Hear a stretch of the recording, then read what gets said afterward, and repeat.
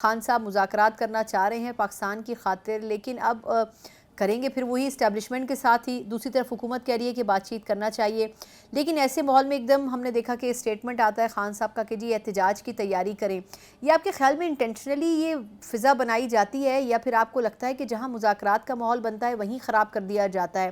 آپ خود کیا اس پہ مطلب ایز اے سینئر سیاستدان کیا سمجھتے ہیں کہ اصل وجہ کیا ہے جس کی وجہ سے یہ سارا پروسیس خراب ہوتا ہے؟ ابھی تک اس سارے عمل کو اگر دیکھا جائے تو گورنمنٹ کی طرف سے کانسٹنٹلی اور گورنمنٹ کی جماعتوں کی طرف سے ہمیشہ یہ کہا گیا کہ جی مذاکرات ہونے چاہیے، بیٹھنا چاہیے، بات کرنی چاہیے. آپ یہ دیکھیے کہ کون ہے جو کنسسٹنٹلی یہ کہہ رہا ہے کہ میں نے گورنمنٹ سے بات نہیں کرنی، مجھے مذاکرات نہیں کرنے، مجھے اسٹیبلشمنٹ سے بات کرنی ہے، ان سے مذاکرات کرنے ہیں. یہ بات تو خان صاحب کر رہے ہیں، ان کی جماعت کر رہی ہے. ان کی طرف سے ہمیشہ اس فضا کو خراب کرنے کی کوشش کی گئی ہے، لہٰذا انہی کی طرف سے بہتری ہو سکتی ہے. ہم تو روز کہتے ہیں، ابھی بھی ان کو نوم ہے کہ واقعات کے اوپر اپنی جماعت کا جو وتیرہ تھا اس کے اوپر ایک افسوس کا اظہار کرنا چاہیے، آگے بڑھنے کے راستے پیدا کرنے چاہیے. لیکن اگر وہ پھر اداروں کو ہی بلیم کر رہے ہوں کہ نہیں جی اس کی انویسٹیگیشن کرائیے، آپ کے اپنے لوگ تھے، ان اداروں کے لوگ تھے، ہم پہ تو صرف الزام ہے، تو اس کا تو کوئی علاج نہیں ہے. بلا شبہ مذاکرات کر کے ہی رستے نکلتے ہیں، لیکن مذاکرات اسٹیبلشمنٹ نہیں کرے گی. جو خان صاحب چاہتے ہیں وہ میرا نہیں خیال کہ وہ مذاکرات کی طرف جائیں، اور خان صاحب کو مذاکرات حکومت سے کرنے چاہیے، پولیٹیکل لوگوں کو بیٹھنا چاہیے، اور اس عمل میں ہماری اسٹیبلشمنٹ کو شامل نہیں کرنا چاہیے. یہ میری رائے ہے. اور خان صاحب کو اس معاملے میں اگر وہ کہتے ہیں کہ میں کوئی لانگ مارچ کروں گا، کوئی احتجاج کی کال دوں گا، تو پہلے بھی احتجاج ہوتے رہے، پھر یہ ہوا کہ اچھا جی یہ سیکنڈ لاسٹ کال ہے پر یہ آخری کال ہوگی. تو کئی کالیں ہوئیں، ان کو پہلے بھی آہستہ آہستہ ان کے ہاں ان کا کمزوری آئی ہے.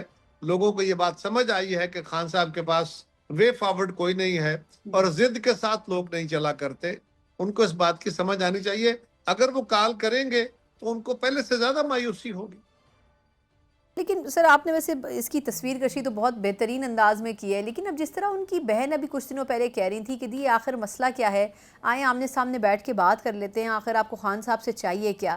اس گفتگو سے تو ان کی فرسٹریشن کے علاوہ یہ بھی محسوس ہو رہا تھا کہ خان صاحب کے خلاف کوئی جواز ہی نہیں. اور دوسرا یہ جو 190 ملین پاؤنڈ کا کیس ابھی کچھ دنوں میں عدالت میں لگنے والا ہے، اس حوالے سے بھی پی ٹی آئی کو بڑی ایکسپیکٹیشنز ہیں کہ شاید خان صاحب کو ریلیف مل جائے. بیرسٹر گور صاحب فرما رہے تھے کہ جی کچھ دنوں میں پی ٹی آئی کے کارکنان جو ہیں وہ خوشخبری ملے گی، وہ تحمل اور صبر کا مظاہرہ کریں.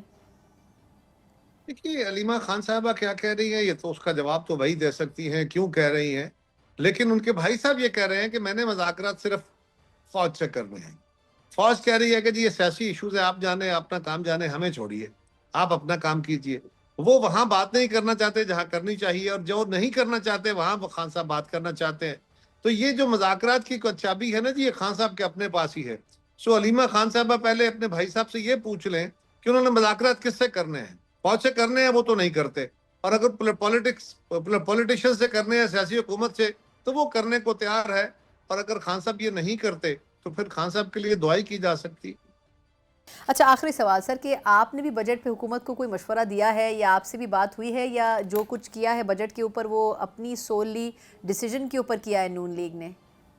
میرا خیال ہے جی کہ بجٹ تجاویز ہماری پارلیمانی پارٹی سے شیئر ہوں گی.